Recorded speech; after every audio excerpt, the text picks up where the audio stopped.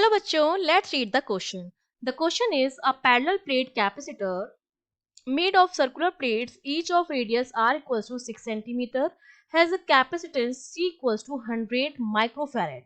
The capacitor is connected to a 230 volt AC supply with a angular frequency of 300 radian per second. Then we have to calculate the RMS value of conduction current. In second, is the conduction current equal to the displacement current? And in C part, we have to calculate the amplitude of B, that is your magnetic field, at a point which is 3 cm from the axis between the plates. ठीक है, तो ये तीन चीजें हमें calculate करनी है. तो देखिए, जब हम इसके की कॉन्सेप्ट की बात करेंगे तो की कॉन्सेप्ट में हमें पता होना चाहिए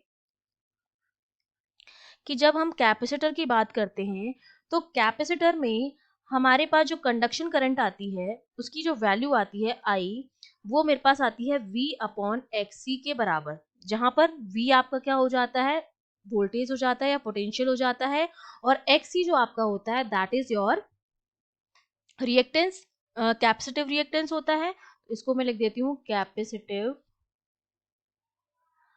रिएक्टेंस. ठीक है, ये मेरा हो गया.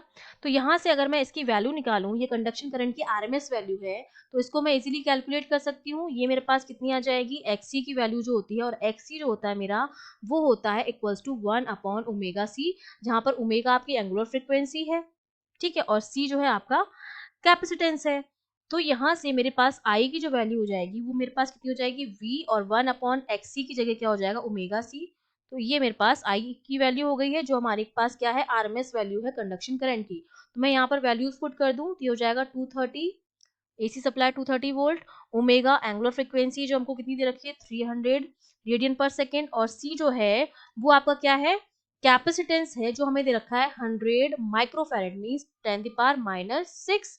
तो आई को जब हम कैलकुलेट करेंगे, हमारी क्या है, आरएमएस वैल्यू है, तो ये मेरे पास आ जाती है 6.9 एम्पियर के बराबर. ठीक है, ये आरएमएस वैल्यू आ गई है, और ये हमारा फर्स्ट पार्ट का आंसर हो गया.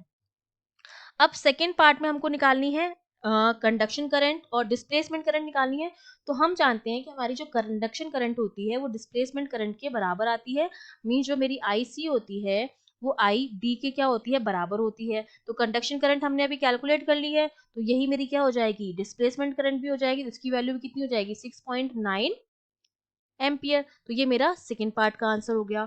अब थर्ड पार्ट में हमको बी निकालना है. ठीक है, हमको amplitude of B, that is your magnetic field, वो निकालना है. तो हम जानते हैं कि जो हमारा मैग्नेटिक फील्ड है, क्योंकि ये 3 सेंटीमीटर है और डी जो है मेरी वो कितनी है, 8 सेंटीमीटर है. जब डी मेरा जो होता है वो 8 से कम होता है, उस कंडीशन में मेरा जो मैग्नेटिक फील्ड होता है that is given by mu naught r I naught upon 2 pi r square. और आई नॉट जो होता है मेरा वो किसके बराबर होता है, आई नॉट जो होता है वो रूट ऑफ 2i के बराबर होता है. ठीक है, और आई की वैल्यू मैं निकाल चुकी हूँ, तो आई नॉट मेरा कितना हो जाएगा, √2 इंटू 6.9 एम्पियर. ठीक है, तो ये आई नॉट हो गया मेरे पास. ठीक है, तो यहाँ से जब मैं बी कैलकुलेट करूंगी तो म्यू नॉट जो होता है उसकी वैल्यू होती है 4 पाई इंटू 10⁻⁷ इंटू आर जो है वो आपकी क्या है, डिस्टेंस है प्लेट्स के बीच की, और वो डिस्टेंस हमें कितनी दे रखी है, 3 सेंटीमीटर. तो इसको मीटर में कन्वर्ट करेंगे तो 3 इंटू 10⁻⁻2 हो जाएगा, इंटू आई नॉट की वैल्यू कितनी हो जाएगी, 6.9 into √2 upon 2 pi into R. R जो है वो हमारी क्या है, रेडियस है. ठीक है, जो हमें दे रखी है 6 सेंटीमीटर, ये हो जाएगा 6 इंटू 10⁻². अब सिंपली हम इसको सॉल्व करेंगे तो जो मेरी बी की वैल्यू आती है वो आती 1.63 इंटू 10⁻⁵ टेस्ला. तो ये मेरा एम्पलीट्यूड ऑफ मैग्नेटिक फील्ड भी आ गया. तो हमने तीनों पार्ट सॉल्व कर दिए हैं, आरएमएस वैल्यू भी निकाल ली कंडक्शन करंट की, डिस्प्लेसमेंट करंट भी निकाल ली, और हमने अपना बी भी निकाल लिया है. I hope you understood well. All the best.